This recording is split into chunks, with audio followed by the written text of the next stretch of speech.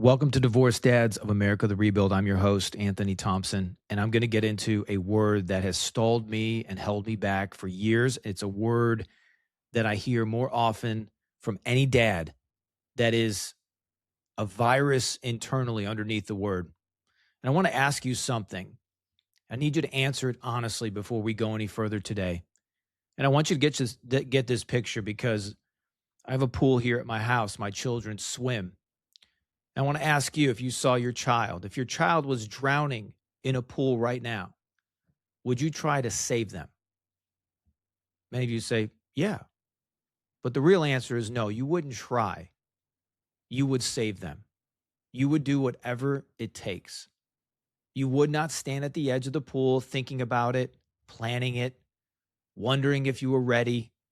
You would go, full stop. So why, when it comes to becoming the man your kids need, are you still trying? I'm going to tell you something today that I had to learn the hard way. The word trying is secretly killing you. It sounds like progress, and we're going to unpack why it sounds like progress. We're going to unpack the data of why it sounds like progress. It feels like effort, and we've been programmed with this word since we were little kids. But underneath this word trying is something most dads will never admit out loud. And today, we're going to name it. I had to name it. I had to call it out. I had to dig under the word of what that really meant, trying. And I want you to do the same. I want you to hear this differently.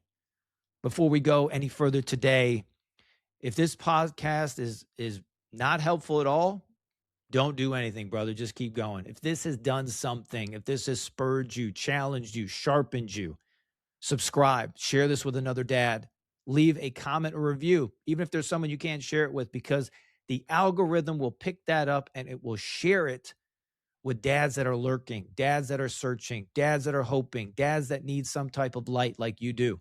They're going to find this. They're going to hear this. Their life is going to get transformed. They're going to get into our school community. They might even want to get one-on-one coaching and development with myself. It starts with you. That's one of the smallest things you can do to change another man's life today and even change your own life. We're going to drill down on this today. Trying is not progress. It's protection. Here's what nobody says about trying. I didn't hear this. I didn't learn this. I had to get blasted with it. I had to have a mentor and a coach with me blast my frameworks, my systems, my mindset. Trying it's not a commitment. It's actually an exit strategy. When you say that I'm trying, you're building yourself a way out. If it doesn't work, you can say, well, I tried. And somehow that feels better than saying I failed. But the cost of that protection is enormous because it means you never actually go all in. And we're going to give you some data on this. I know this because I lived it. I would try knowing that if I messed up, I had a way out. The word trying was my safety net. And safety nets keep you from falling, but they also keep you from flying. Dr. Carol Dweck at Stanford, listen to this. She's done some incredible growth mindset research in psychology, and she found that the language people use around effort and commitment directly predicts their follow-through and their resilience. So listen, people who frame goals as decisions, I will do this, show significantly higher completion rates and bounce back faster from setbacks than people who frame goals as attempts. I will try to do this. The word itself changes the neurological commitment your brain makes to the outcome. Trying is a fixed mindset. It's a word dressed up as a growth mindset word. It sounds like effort, but it protects you. And full commitment is the only thing that's going to move the needle. Full commitment. Like I said before in that opening statement of trying to save your child. No, brother, you're going to save your child, man. You are going to save your child. That's the type of commitment. I want you to put that in the back of your mind. Because here's why. We're going to get into some personal things here. Where trying comes from. Why does that word trying, why is it so deep? And here's the things that I had to learn and uncover for my own life and my own self, and things that I uncover with guys in our school community and coaching clients. It's hard to kill this word trying because it's been programmed to you as a child. It might have sounded like this. Parents, teachers, they might have said, just try your best. Keep trying. At least you tried. And it sounded like encouragement. It sounded like grace. And in some contexts, it was. But somewhere along the way, trying became a ceiling instead of the floor. It became the standard instead of a starting line. And now you're a grown man, you're a dad, and you're still operating with this child programming. There was a study done in University of Michigan, self-efficacy and goal commitment, and it found that vague effort-based language reduces psychological ownership of outcomes. So basically what it's saying is, when you say I'm trying, you're unconsciously distancing yourself from the result. When you say I'm doing this, I'm becoming this, you're taking full ownership. And that's where transformation lives, in ownership. The deeper part of this, guys, underneath trying for most divorced dads, it's not laziness. And this is what I had to uncover. This is what I had to bleed out. This is what I had to dig up. It was fear. It was fear. Guys, in our school community recently, these were some of the things we were unpacking on our calls. As guys were talking, I would say, well, what's the fear underneath that? And the word trying has a fear underneath it. For me, it was a fear of failure, a fear of what other people think, a fear of comparison, looking at where other dads are and feeling behind. Fear that if you go all in and it doesn't work, you have nothing left to blame but yourself. And it's a terrifying place. A man can stand. But full ownership with no exit strategy, that is the blueprint. So the one place where change happens is with you. It's with full ownership. It's with no exit. It's with commitment. And you guys know it. You've done it before in some area of your life. You said, I'm going to do this. I'm going to make this happen. This is going to work. If you look back at your life, and I look back at mine, there were so many moments in my life, full commitment, and I hit it. But what happens after divorce and happens after failure, you're now looking at things differently because you're shell shocked. Your brain capacity is reduced, the stress, the anxiety, the fear, the worry, and you don't want to fail again. And so you don't want to fully commit. And so we use this word trying. I want to give you a framework today about decisions instead of trying. I call this the decision line. It's the moment you stop trying and you start deciding. And here's what it looks like in practice across 4 areas that I think really matter most for dads. And I believe that one of these areas you can pick and decide where to commit today. And these are things I had to commit to. The first one's your body. I'm the first to admit that I had all the excuses. I cut all the corners. I was doing just good enough, but I was not committing to my health and my body. It sounds like this. Stop trying to lose weight. Decide what you want to weigh in 90 days and build backward, reverse engineer it. Stop trying to get to the gym. Block it in your calendar the night before, like a meeting with your most important client, because you are. Stop trying to sleep better. Build the menu like we talk about and execute it. Same time, every night, non-negotiable. There's a study published in the British Journal of Health Psychology. It found that people who scheduled exercise with a specific plan, when, where, how, were 91% more likely to follow through than people who said they intended to exercise. Intention without a specific decision is just trying with a better vocabulary. It's just another intelligent lie that we talk about.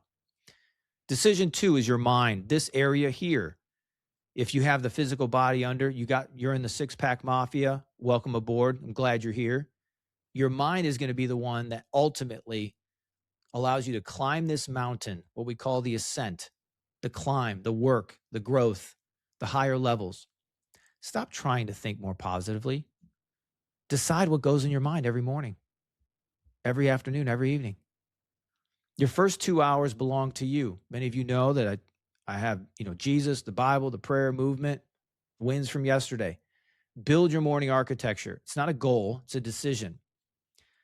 You decide in advance.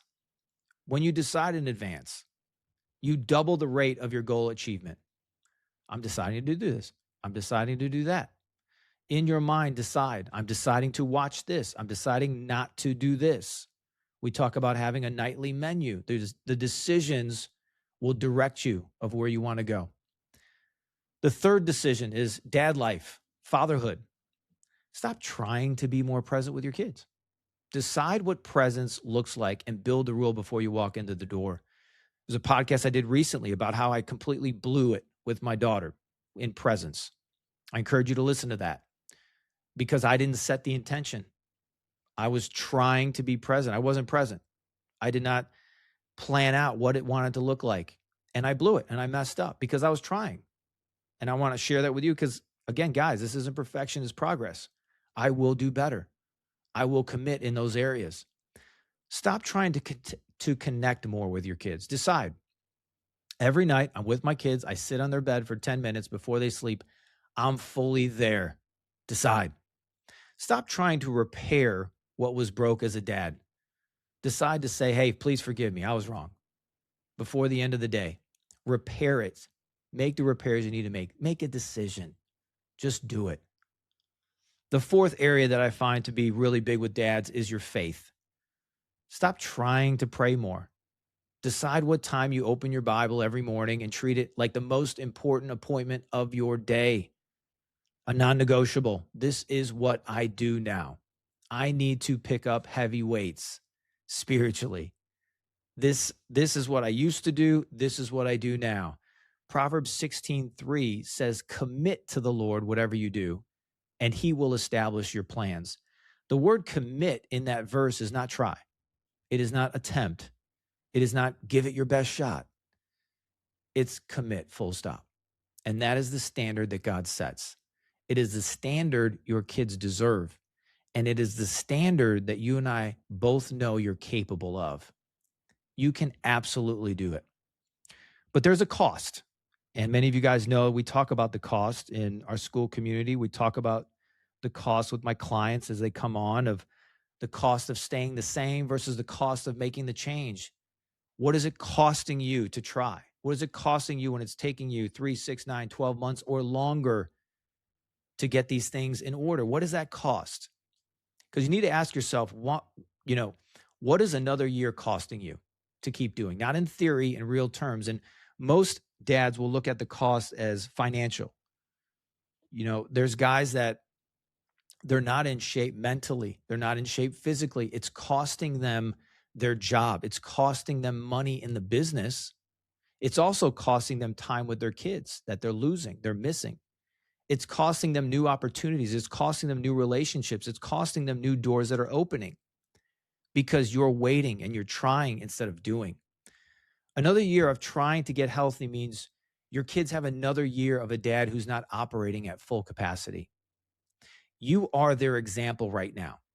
They're looking at you to say, what am I going to become? Are you giving them the blueprint and the framework of what they need to become? Do you want your trying to get handed off into their life and you talk to them and they say, Dad, I'm trying. And then you have to have the conversation with them. Well, you can't try, you got to do. Well, it first starts with you. You've got to show them what doing looks like. Another year of trying to be more present means another year of moments like the one I had with my daughter. I was in the building, but I wasn't there. I missed the moment. Another year of trying to build a business means another year of financial pressure that bleeds into every conversation. That financial pressure is big. It's hurtful. It's painful. It's exhausting. There was a study done from Harvard on adult development. It found that men who thrived after major life disruption, divorce or job loss or health crisis, they shared one consistent trait. Listen to this. They made clear, irreversible commitments to specific changes rather than incremental attempts. They didn't try harder. They were deciding differently. The commitment itself was the turning point, not the result of the commitment. And guys, I know you've been trying long enough, man. You've been trying long enough. Your kids are not drowning in a pool, but the version of their dad they need. They need you present, focused, faith driven, fully committed. They don't want you standing at the edge, man. So jump in. I'm going to challenge you. Jump in. Do whatever it takes. Take one of those areas we talked about today and jump the F in. That's how I would say it. Do it with all your mind. Do it with all your strength. Do it with all your heart. Do something you've never done to get the results you've never had before. The difference between a builder and a drifter and the word trying. This is what it's like.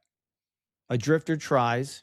He tries to get up earlier. He tries to be more present. He tries to lose the weight, build the business. He tries to pray more, tries to read his Bible more. And every week he can tell himself, well, I'm trying. And the weeks become months and the months become years. And his kids are growing up.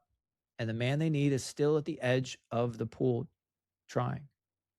A builder decides. He does not try to get up early. He sets the alarm. He gets up. He does not try to be present. He puts the phone away before he walks in the door. He does not try to pray more. He opens the Bible before he opens anything else. He does not try to save his kids. He jumps in. Full stop. No exit strategy. No safety net. Just a man who decided that his kids are worth everything he's got. And then he gave it. If your child was drowning, you would not try.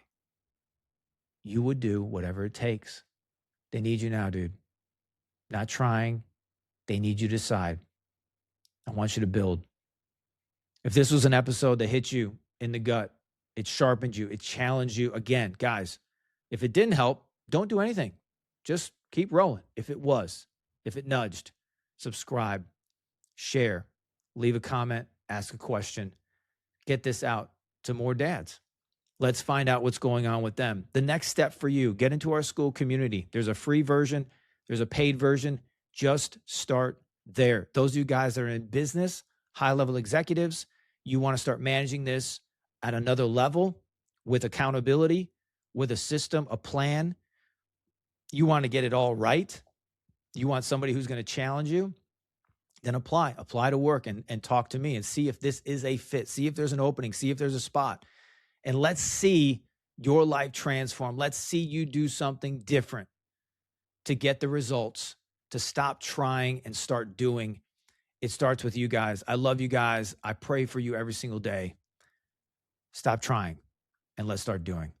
I'll see you in the next one.